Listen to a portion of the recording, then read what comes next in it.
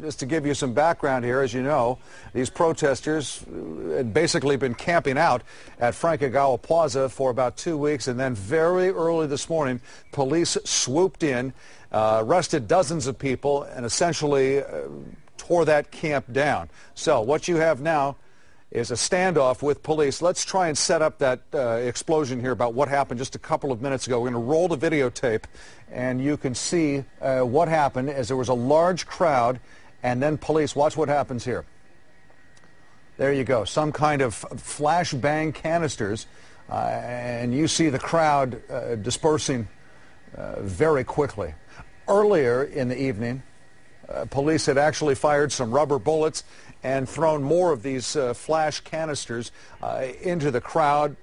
There have been some arrests. There may also have been some injuries. You see there one of the protesters throwing that smoke canister back at police.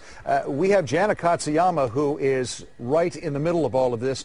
Jana, what can you see from where you are right now? Well, Frank, I'm just a block away from 14th and Broadway, and we were right in the outskirts of the crowd when the police shot the tear gas. You could see the flares. It almost looked like a firecracker and made that kind of pop. And immediately people just started running towards us away from 14th and Broadway down south on 14th. You could just see the cloud of gas just kind of moving its way. We were probably downwind. People were just running, trying to cover their noses, and there's still a real strong smell outside. The air's starting to dissipate it, but you can see police lining up against that metal barricade that they have there, that they've had there all night at 12th and 14th. But it got the crowd moving pretty quickly. We saw them pass us by south on 14th, and I think they're just kind of regrouping now, and some of them trying to get over that tear gas, which really was powerful. Jana, did the police give any warning before shooting these tear gas canisters? They did, Frank. We were standing there. They said that there was a 5-minute warning. They said you are to disperse or people will be arrested for unlawful assembly.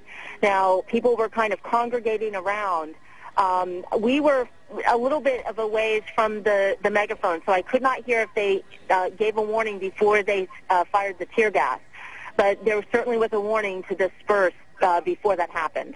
So what is happening now? Do you get a sense that these protesters are going to essentially regroup and come back to that area? You know, as they were running, some of them were saying that. They're saying, let's just run down and, let's see if we can, meet over here, meet over there.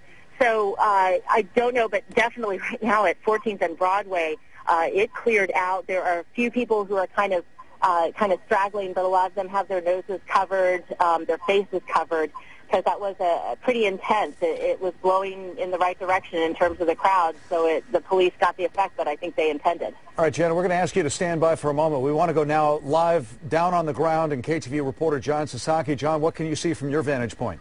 Well, I can tell you that we were actually caught up in this gas. This is the first time I've ever been hit with tear gas, because just directly across the street you see the line of officers and deputies there.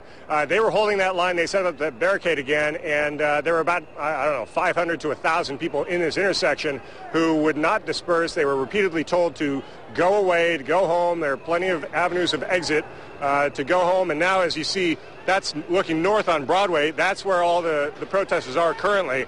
But they gave plenty of warning. And then the police fired flashbang grenades and tear gas canisters into the crowd. And it hit a lot of people pretty hard here, including me and photographer Jacob, photographer Ben. Jana there was hit a little bit. It's extremely unpleasant, and that's what caused everybody to disperse, at least in that direction. I did see one person who was very, very seriously injured, it appeared. She was on the ground and bleeding pretty profusely. It's not clear what happened or how that happened, possibly just from falling in the commotion that happened here. But certainly this intersection right now has calmed down quite a bit. But just up the street here, there's something that, a powder keg, if you will, could still be set off. And clearly here, you can hear screaming and banging and everything. People are still very, very upset right here. So we'll continue to monitor the situation, hopefully not get hit with tear gas again. Live in Oakland, I'm John Sasaki, KTVU Channel 2 News. All right, well, once again here, just to recap, what you're looking at, these were pictures taken. Now, these are live pictures here. The pictures you were looking at probably happened maybe 10, 15 minutes ago, as you heard John say. 14th and Broadway, that is right in the heart of downtown Oakland, and it is right next to Frank Ogawa Plaza, where that large encampment had been located until early this morning when police broke it up.